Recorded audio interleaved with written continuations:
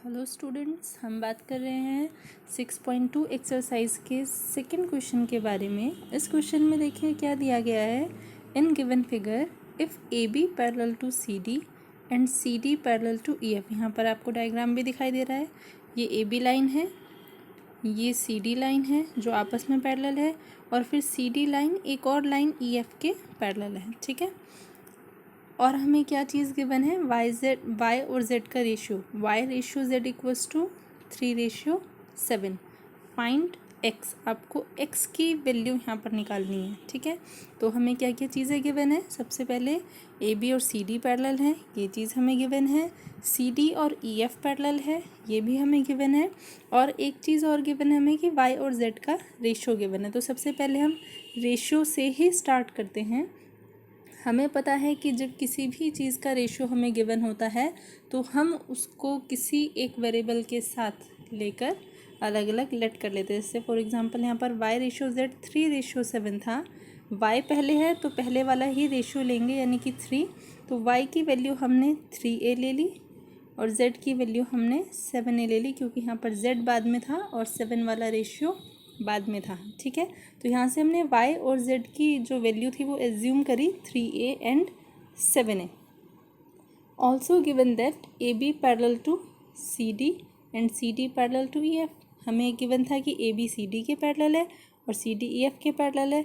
अगर कोई एक लाइन दूसरी लाइन के पैरेलल है और वो दूसरी लाइन किसी और लाइन के पैरेलल है तो वो फर्स्ट और थर्ड लाइन आपस में पैरेलल होती हैं, इसलिए ए बी और ई एफ यहाँ पर पैरेलल आ गए। ठीक है, अब ए बी और ई एफ अगर पैरेलल हैं तो हम अपने डायग्राम से देखिए, जस्ट सपोज सिर्फ ए बी है हमारे पास और ई एफ है, तो इसके लिए जो ट्रांसवर्जल लाइन हुई इसमें एक्स और जेड हमारे पास अल्टरनेट इंटीरियर एंगल्स होंगे। तो पैरेलल लाइंस में अल्टरनेट इंटीरियर एंगल्स इक्वल होते हैं, इसलिए हमने यहाँ पर लिखा है X equals to Z because they are alternate interior angle. ठीक है, और z की वैल्यू तो 7a थी, इसका मतलब यहाँ से हमारे पास निकल गया x इक्वल्स टू 7a। ठीक है, इतना यहाँ तक हो गया।